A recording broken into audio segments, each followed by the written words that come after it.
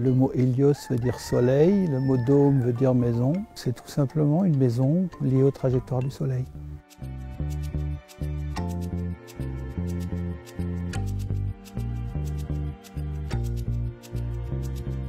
Bonjour, on est à Cossuilaire, un petit village en Alsace. Et là, voilà, je voulais vous présenter l'héliodôme. Il suffit de regarder par les fenêtres pour voir la nature, pour voir des animaux, pour voir la forêt, pour voir la proximité de la ferme familiale. C'est un cocon où on a cette sensation de bien-être ça, c'est sûr que c'est complètement unique d'être là, comme une petite moule dans sa petite carapace, tout au fond, bien blotti dans son intérieur. Donc il y a ça, tout en étant complètement ouvert sur l'extérieur.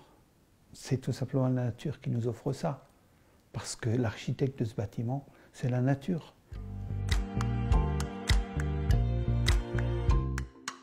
À midi, tout simplement, le soleil est toujours en face, quoi. Il est toujours là, ou là en bas, ou là-haut, mais il est toujours là. Ce qui fait qu'en été, le soleil, en fait, il ne va être que sur le toit, il va laisser toute la façade à l'ombre, alors qu'en hiver, quand le soleil est bas, le toit va être à l'ombre. Et durant tout l'hiver, le soleil va rentrer dans le bâtiment. La liaison entre les deux, qui est l'arête du bâtiment, c'est une parallèle à l'équateur. C'est le jour du printemps, le jour de l'automne, où le soleil fait cette trajectoire-là.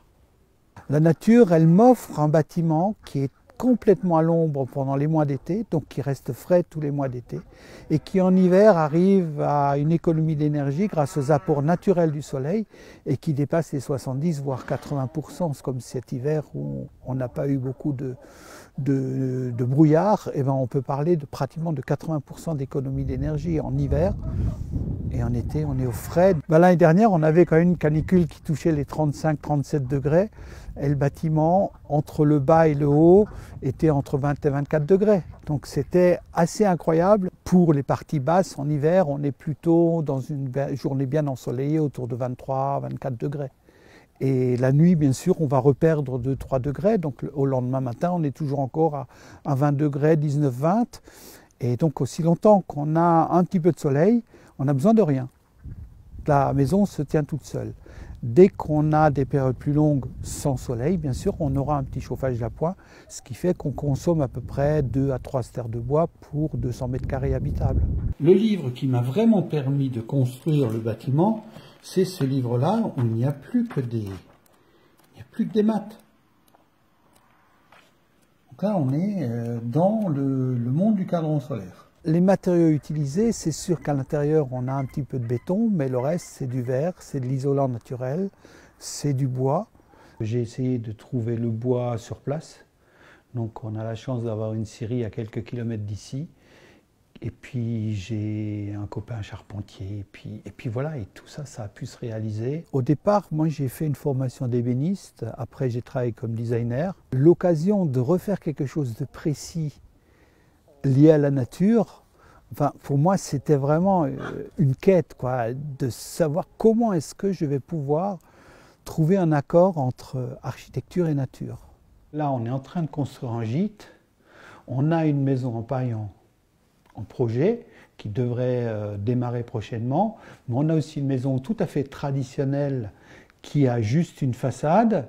On a un projet d'immeuble, donc d'immeuble de maison de ville, et en fait ce que j'aimerais, c'est de réussir justement à montrer qu'on pourrait, mais vraiment qu'on pourrait construire, mais peut-être des villes entières. Il y a moyen de trouver une façon d'accorder tout type de bâtiment au soleil, et c'est ce que je suis en train de développer, et de vraiment voir comment on pourrait réaccorder notre mode de vie un petit peu plus près de la nature.